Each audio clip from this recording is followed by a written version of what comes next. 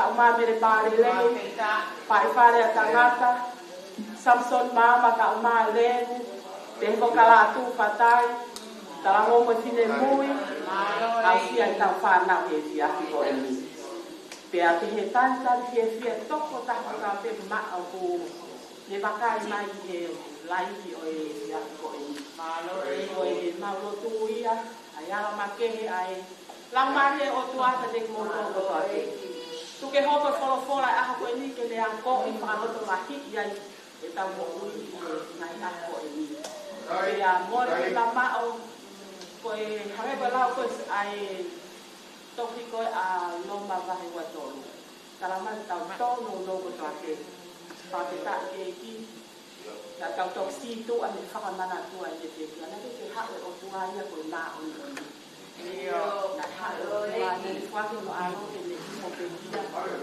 ya pe ko ya na la ke fa ko u fa ta sa su haleluya ke a i ta ko tu ko e tau fo ati wa te ta ke e wa te ta ke ta ko wa te tau fo ati wa ke tau le ofa ta ina ko e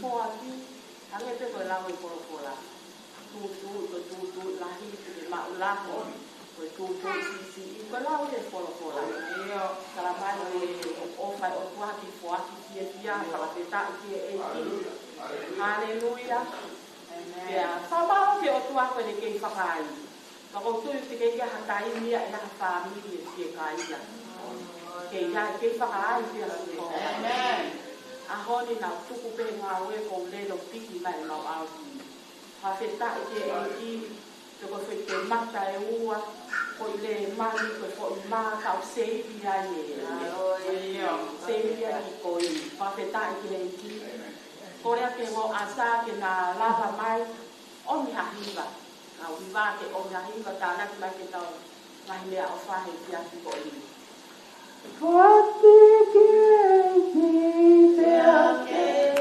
fia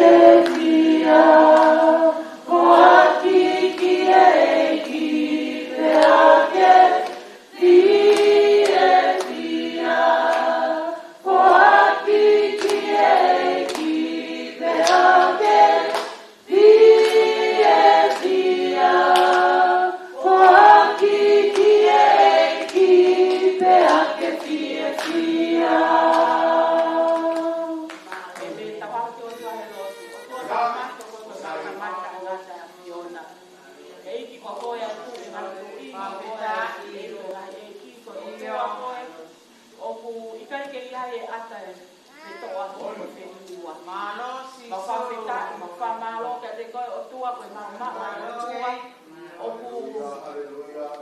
ai o tua o fai mana wa ofa tamai ko o tua ke ho hau ka wa ke fai ana ofa ba fa ma lo ke te ko o tua ko i ko i o tua ma se ba ma ka a ma hau mo ma lo ke le si ko ha e fa a fiona e ko ma hanga ke o tua ke a fiona ma fie ma o to ko ni a fiona ma fie ma o la ma o ni ke hanga o e ma mo u o tua tu ke ho ko e feo e fia fi ko e ni ko ta ha ko mai ko folo la ta ba tu ke ho ko sa lo to la ma lo ki e ma mo u fa ton la ma to ke hanga o e ta ha fiona tu a ma lo tu ka te ko e fia so ai ni ma ko to pena e fa ya fo ai ta pe ki na pa fe ta o na ki ko tu a e fia fi ko e ni ya mo u e fia fi ko ni o wa ha me a fo wa ya mo u ya ha fi ma u bi de o tu a ma mo ke ko o tu a ko e to kai ma na ta mai ko o tu a ko ke hanga asio e me a ko to pe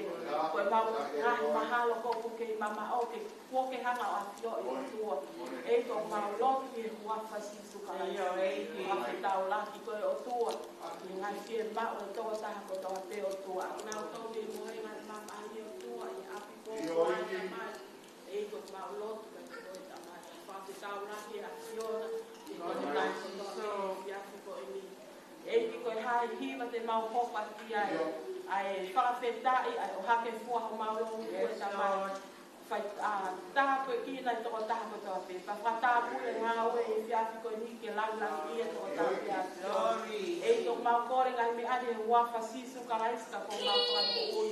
Amen. Me tahi, tuku rewa me toko taha koko atu tau kore.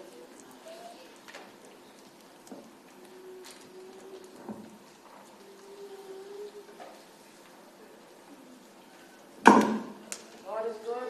All the time. God is good. All the time. All the time. God is good.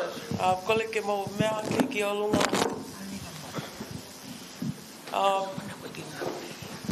Even though we have no band right now, but everyone knows we can still use our voices to glorify His name. Amen, church. Before we sing our songs, I'd just like to share a short, simple verse that everyone should have in mind, which is from Psalms chapter 150, verse 6. Let everything that has breath praise the Lord. Amen. Praise the Lord. Praise the Lord. Let all the people praise the Lord. Shake off those heavy burdens and lift up those holy hands. Let all the people praise the Lord.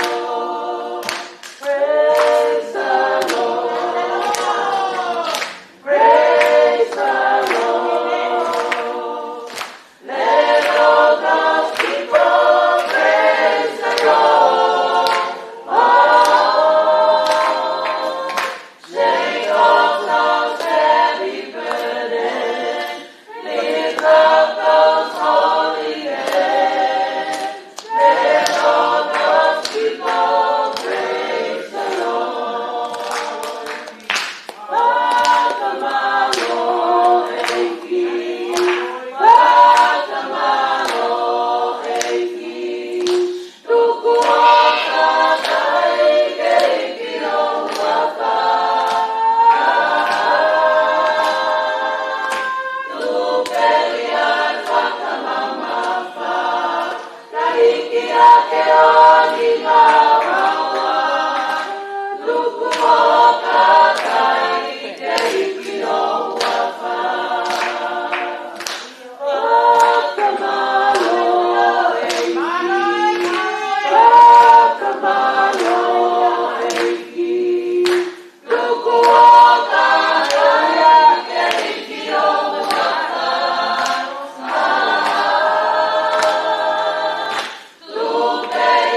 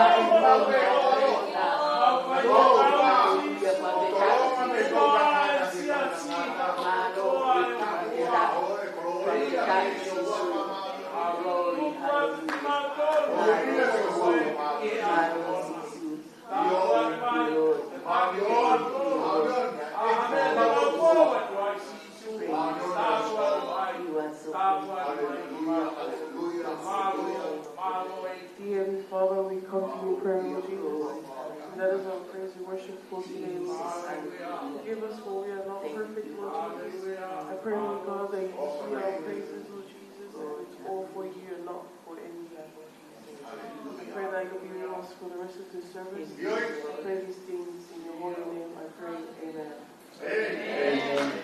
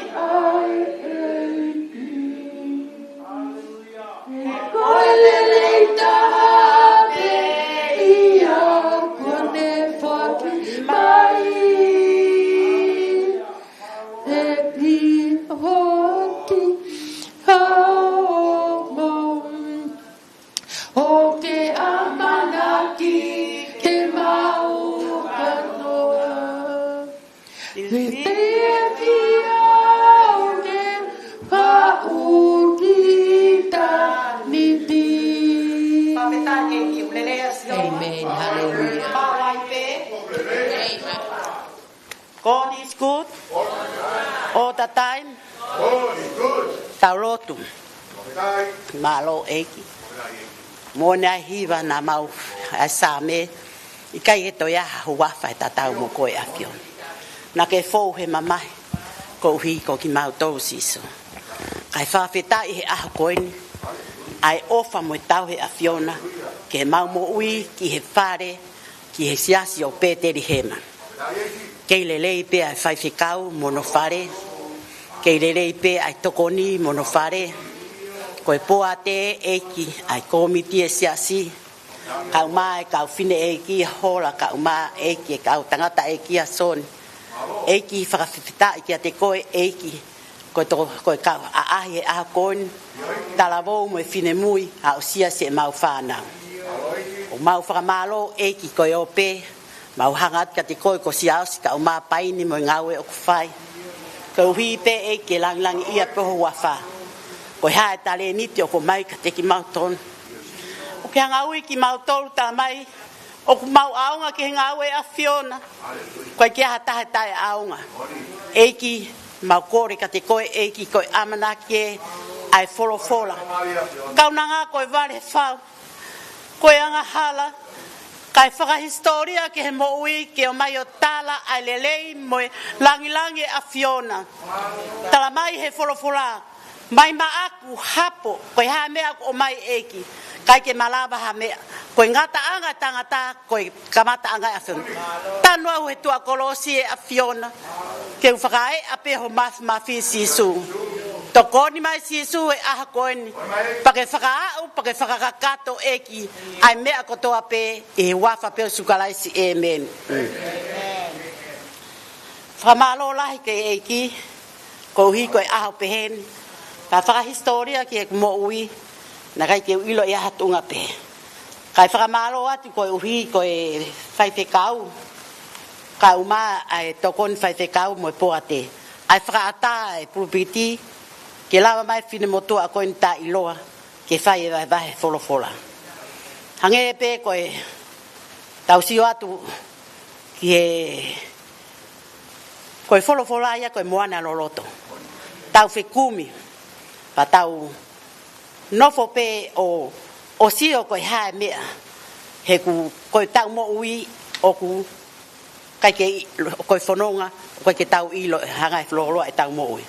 Whakamalo lahi ata koe whaiwhekau na o staritari he MC, ka umai tokoni, ka umai poate.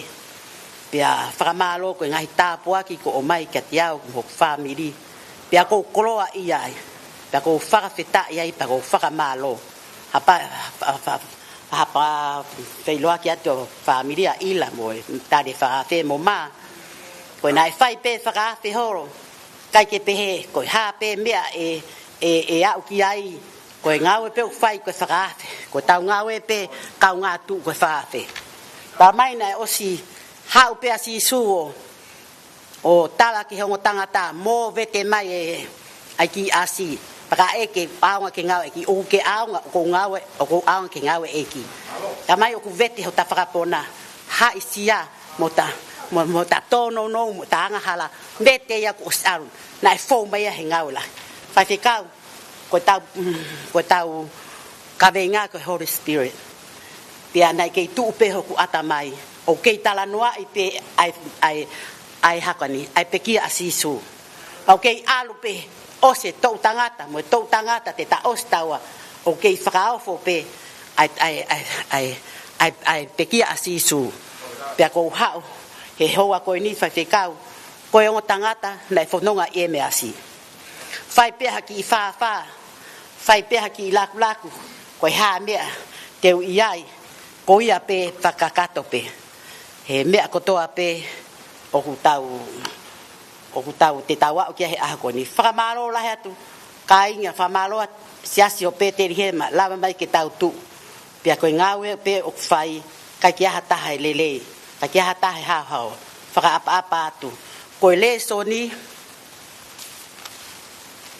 koe wholofora he aha koni, koe luke vahe wawha, te uka matalau me vesta tolu ki he taha walu. Hangahi vesai.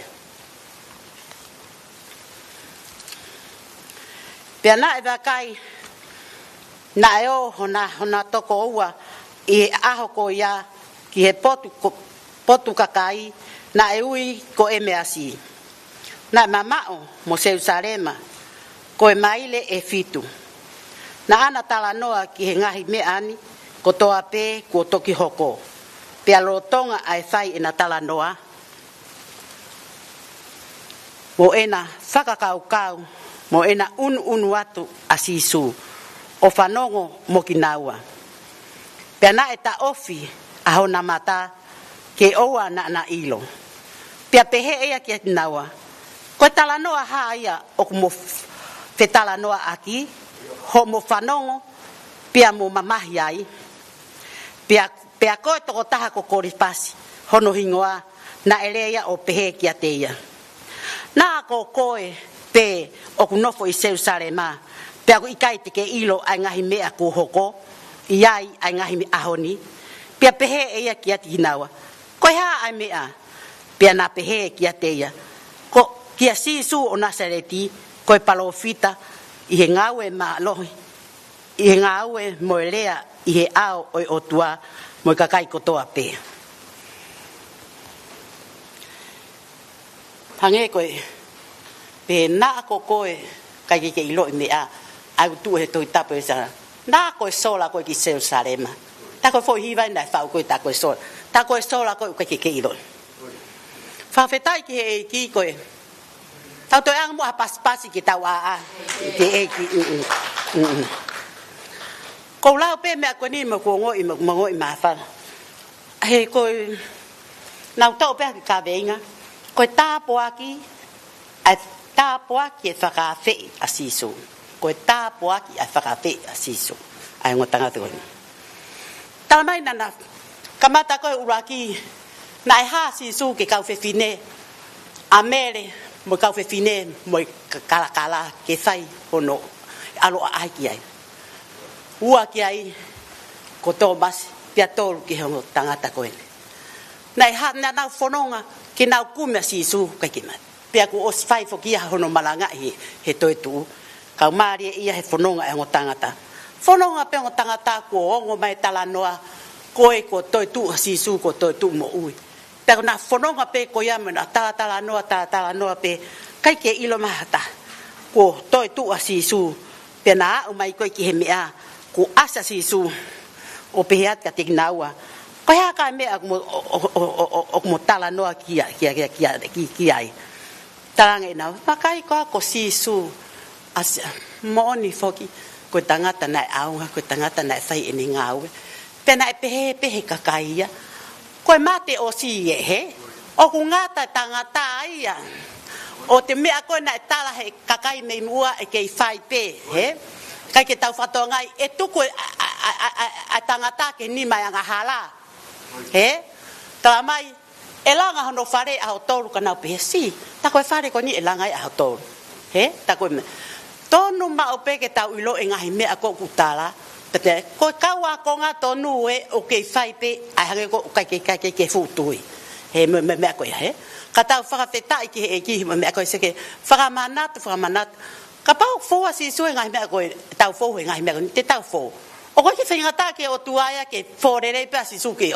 ki orunga ka une o mai ke a ko ia ho mo ui ke ta ke tui ko fononga ke emasi ko fononga loa ko fononga ko ta pepe ta fononga he mama ko ni pau ke ta fononga pe me ko ya pata fononga patatala no pe asi su petara te ta fononga ta hamea ko taimi ko na ta fononga holo tawa ke u feitu ko na ospe me ka ko fononga ko ki mo ta no asi su ko fononga oku tu loa pa ko fononga pe ke ta ngata ko fononga ko ki emasi ono ta si su pe ka me mo ta no ke mo ta ko ke me pe fakala u ha ke pe na e wa te ka u fefine ke fai hono ai pe ko tala mai ko toi tu na e hange ho mau ka palo fita o ai o tau asi su mo me hange na hanu mo tala no pe na ngoi oku o vale foki mama ni pa o vale se Jerusalem he me akon ku hoko me ape na tala ku hoko na fai horo pe tala no mo bea pia ta sisu pia pe ko ha ai me te he ya te ia ki sisu o Nasareti ko palo fita o malo he ngawe lea I he ao o tua ko toa pe mo tu kuang ho mau kau tala e ki ai kau whakamau tamatei mo me hai na lau ma vale te he ki sisu mo na hanu mo me ko e he mea patok pia deva asisu pia patalang ko mau ni hi kau fe fine na o ki he ponua loto patoki pia kamata I mea mo sese o hoko ki he kau palo fita ko toa pe ene whakamatala ki ate ki naua me he tohi ai ngahi mea ko toa pe o ku kau ki ate ia pia na e whakaofo pia pehat e sisu ai ongo tanga ai kai ke nau fie fai ke he mea na o sitala I he folofola pa na o sitala he whekau a Mosese ai ngahi mea ko ni e hoko pe pau pe ke hoko ka tau sio ai ka inga ia e taim lahi aku hawa si tue pa whakapuri pa ki tahun toto iloi ta ko tesi e tau mo ui hange pe ko ne ha ko I kamere ka ke ilo ko ne fae ka tau whainga whela foko tangata tau tolu he ke tau se ke ne ha ko ka na wa ya na fononga pe na wa fai tala no mo me ka whakapuri pe kai peki ai ke na ilo ka na fai pe he tala no mo na hanu mo me ko ya he mea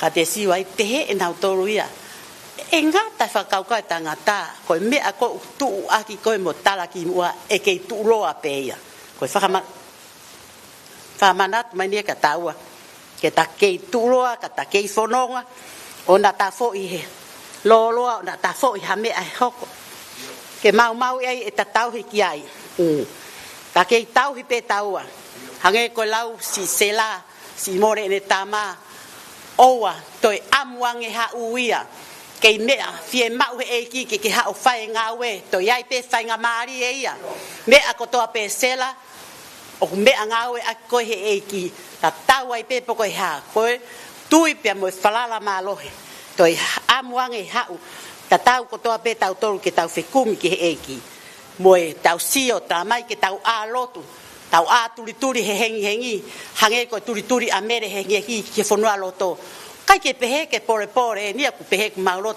ka ko me ale re pe faka malo pe tau fe lotu aki pe fe ongo aki pe ko tau a pe hengi lele ki fonua loto tau a pe me ko toa pa tau sio pe hono le re kainga ka pau na ke fai ha lotu ma me ke lava fai ha tu hena wange pe me to ki la lo mon pe me ako e asino mo me he kai tu pe pa pe amo se utala sisia ka te faka i kitaya ke te alo tu ka ko si alo tala sisi mo ngawe lahi ku ke fai kau to ha o fai ngawe mo ta hu sipi ko ngawe lahi o mo fai e fai kau mo me ako e mo ka ko me pe fai ate na fono nga kana na ta ofi o pe he ke tau no nofo he kuofi ai po uri pia ko te osi ai aho pia na e huia ki hiloto ke nau nofo pia na e hoko o pehe i e nau nofo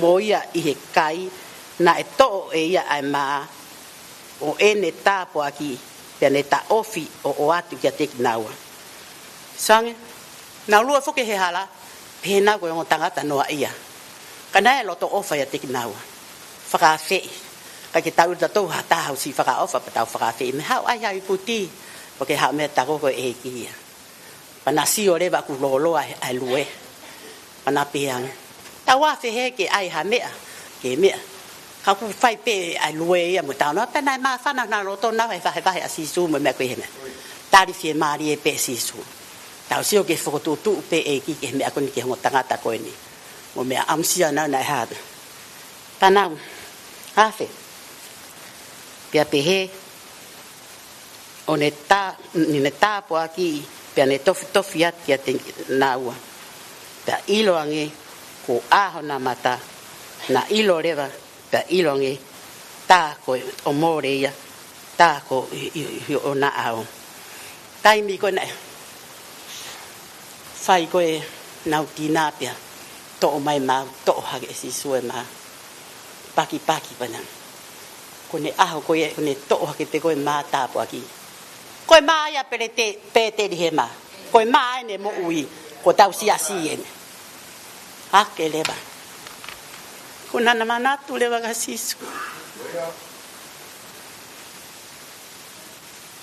anga si so fra vale ona mata pe tau mo ui tena hanga whaka ata e tau mo ui hame ha tau toki ai na tangi rewa mo me an na tua ke rewa ko moda si suia tamai ko lau mari e ko tai mo ha uai ha pe hepe alwe matangi mon pe ko tai mo ta nof ke lau mari ta vela ta tangi ta hiva ta fia mo me ko di aure pia pehe ba na ana fe pehe aki i kai na vela mo ta loto ia te kitaua i ene tala noa mai i he hala ki te kitaua mo ene whakaha e tohi ki te kitaua ana na tu hake i he feitu aho ko ia o liu mai ki se sarema ona ilo ai toko hongo furu ma toko taha ko katoa mo ki nau toru na ia te kinaua nau toru o nau pehe ko toi tu mo oni ai eki Pea ko whakahāia kia Saimone. Pea tala e ki naua ai ngahi meani, ai ngahi mea na e whai i he hala. Pea mona ilo pia i he tofi ai maa. Pea lorotonga e nau rea pehe, moi tu asi su i ho nau haanga o pehe ki ati nau tonu. Fie maari e pe aki mou tonu. Pea na anau tāfu ua mo iri fia o mahalo ko nau mamata ki he lau maari e. Pea pehe e ia ki ati nau tonu. Koe haa o mo iri fia ai. Pea koe haa o ku tupu ai ai ngahi mahalo i ho mou roto. Wakai ki hoku nima, ki hoku wae, ko au pe, aia mai ki a te au, pea mou wakai, pea oku ikai, ka kano mo hui, ka lau maari e o hange ko ia o mou iloni i a te au. Nā tā whai fuke tala noa pia. Tala ko to tu mo tu ata siso. Tu a siso no, tau haa a angoa. Whakaha e siso e mafi. Whakaha e mālohi. A ene tamai. Na ne tala pe ki mua ko ne hau whai ngau e ne tamai. Iai pe taim tahai o ta whakailonga ua pe tau. Iai pe taim tahai ta tui ta e mamata pe tau. Tange tau ko tō masi tok sio pau pe ta tui. Ngata ko e tō masi. Hoko ate o tuaia mea kotoa. Tau sio ai ka inga he aha koen. Ona tau fo i he whai ngau e eki. Ia e taim te toi whakaamua mai whetu koen. E ia e taim i pia ko whakamalo lahi. Te au tukolo ria. Toki aha taim ko pur mai ko te au mai. Koi vai. I kai peha ngau e rei. I kai peha mea te hori kia. Ta mai whakato koi ki lalo. Kai hau pe. Sione whakaau pe ki mui. Whakaau pe a siso ki mua. Ta mai homo malanga konferensi. Ngau e a sione o whai ko alo fituku mai pe kakai. Papitaiso. Fe hekei piki hau ia laka ia sisu. Hau ia koe whakamelo. Hau ia koe mea. Pe mea whakamaro lahi whai whekau mo siasi. Mo ulavat whawhuwhai tatou ki konferensi. Mo atpe mo kuloto. Mo nofo maari e mea kotoa mo hiva. Whakamaloho mo ke i whawhonga. Koe e kipe. Mea kototoa pe ho tau ki ngau e pau tau o ngoi ko tau ki siasi. Tau sio ai ke mea. Mo oni ai Palestini. Tuku pe mua ke uka kapa atu. Kau sio hangaton. Tuku pe ke whakangalo ki ngahi mea kotoa kau ka kapa atu. Whakamalo pe nau toksio ke tohi apita o whakamo oni mai ai. He tohi apita pe he. Vesi wata ua toru. Aki mo tolo tui ia te ia ki he otua. Aia ne whakotu uia me he pekia. Mo ne hake aki ia koe uhi. Ke ihe otua aho mou tui moe amanaki le rei. Koe mea ihe o mou whakamaa. Ho mou lau maarie, ihe lau maarie, ihe o mou talango fua. Ki he mo oni, ki he ofa, tae loi. Oi ka inga, ke mou whi ofa aki. Ai loto, maa, mou whakamātu ato. Watoru, he kuo mou whanau i fo'ou. Kai aki, ai tenga auha. Ka koia e tae auha, koe wholofola e otua, aia o kumo ui pia tolonga o tae ngata. Koe wholofola e otua, o kumo ui pia tolonga o tae ngata. Whaka malo lahi pe. Malo ke taki tapio e maa, moe tuuhe ngā ue. Moe rotu. Tā mai tuma upe. Whanonga pe ki e measi. Oa na ke toi afi ko malo. Whanonga pe. Ketu pe. Whanonga pe. Whanonga pe o te mea. Koe tuu ia e aho koe ni. Whakamalo ki e ki ka kiaha mea lelei. Tā mai ke tau whanonga pe. Ke tau whanonga pe o te tau fo i he whanonga. Ne au mo tau toi nosa to ke tau whiri mai hapa tau fo i mea. Tō pe tuu pe. Tau sio whanonga he malanga hui ko si a tāpua ki ngahi mea kotoa. Te kia hatahia i tuu loa. Kia hatahia mea. Tako whakamalo wako i mo ui. Kai peha. Tahia tene malawa ha mea. Mo wholofola time lahi.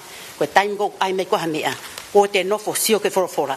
Ko kai ke toi whai ki ala koe mea. Ko a koe ne he. A ko pa koe kore peke he ei ki. Ko hai ki ta ki te hao tuu he whukakai poto mo whukakai tau kei. He? Tuku ke. Whakamalo ki he ei ki e mea kotoa pe mo lava wholofola. Ka inga lotu ai ofa maloho mo lava mai.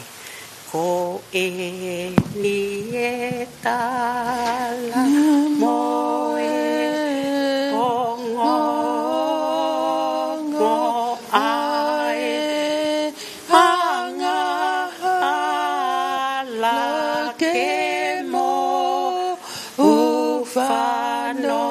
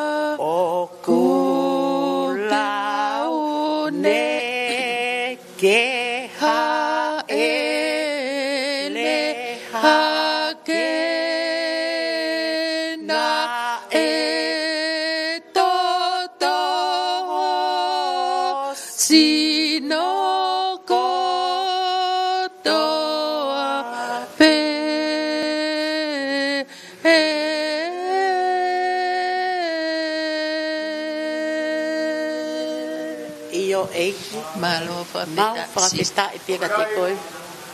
Tā mai he sāme ke mau sio ai anga hala ki mau tonu. Ki he tātā a whiona ke ririu ai e mau moui. Whakamalo lahi ke te koe I koe whorofora. Pia ngā koe ai e mau moui ke mau whanonga ke e measi. Pia mau whakawhea koe sisu. O ana toi a tā te mau whakawhea he ofika te koe. Ko koe peke ke tūptawa ki. Malo mua eki e ofa pa malo ho tokoni eki ko kaunanga ka umai fai te kau mo tokoni mo siasi ko toa. Toi ngai poloklama e aha koni whaka upo ke whakato pia lang ia pe hua wha e meni. Malo.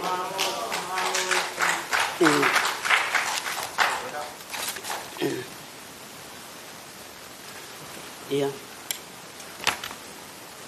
Malo.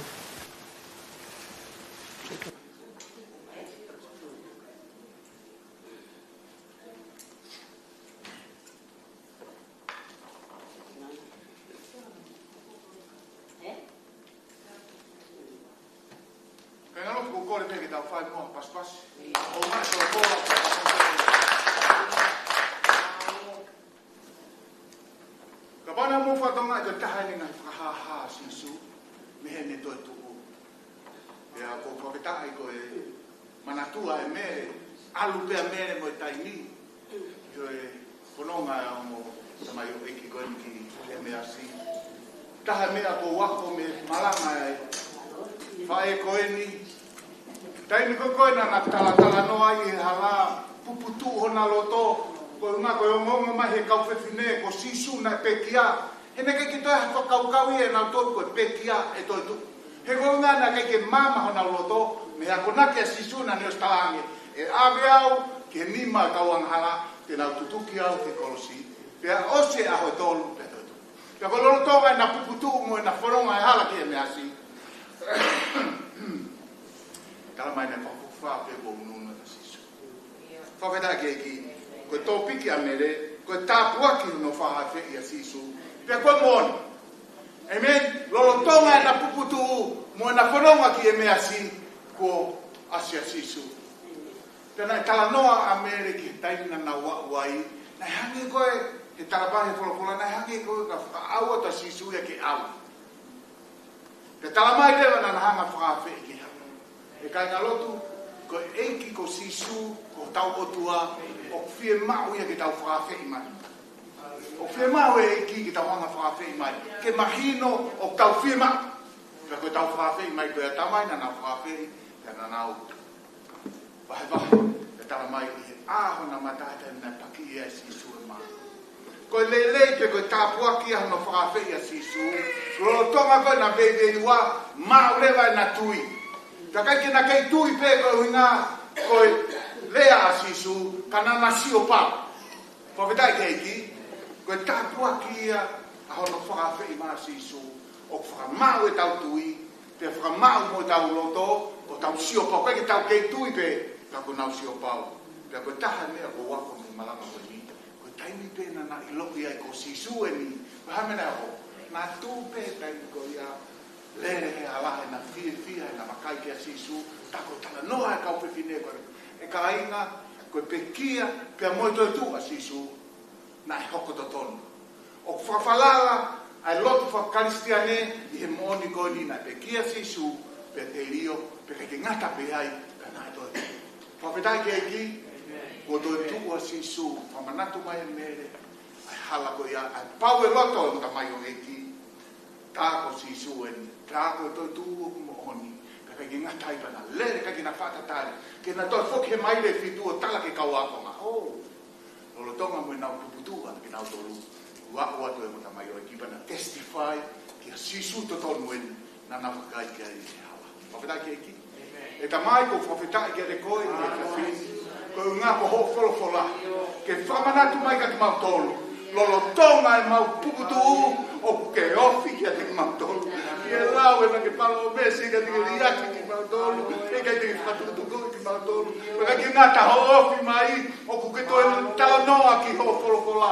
Whakamu mai ange e au nā kui ai tonu ke whanongo. E nai tala mai nai vela hona loto. He na whanongo ki me kamata mea Moses. O whamatala, ai ngā ki te whawhikaua ki me te kia. Ka mo te tapu ki na hokaunanga, ma whawhetala ki ane koe. Kua ki ka tei han mama whakautua, poto whakautua. Ha whadongia i he kau, ma ulotu ki ane koe. Pania mere, ngā koe whae whita. I kai ke ngata pe i whamiri, ai ne tokanga ka mo ne lotua. Ka te he whoki ke sa sope te ria maa. Ka wakina te hon whawhikau, ka unga ana hoa. Ka mo me mi papoa ke mo kina utou taki ngā department. Ka me tu ki mua o au ke sisita e whare. O Peteri e mai e whiawhini. Ka wakina ki mau tolu a ke wholofola koi. Tu ke whakatau ka te mau ai pe ai tutui. Ka mo tānaki pa ke langlangi ai pe. Ia sisu kalaisko alo. Ka koho mau whakamohui.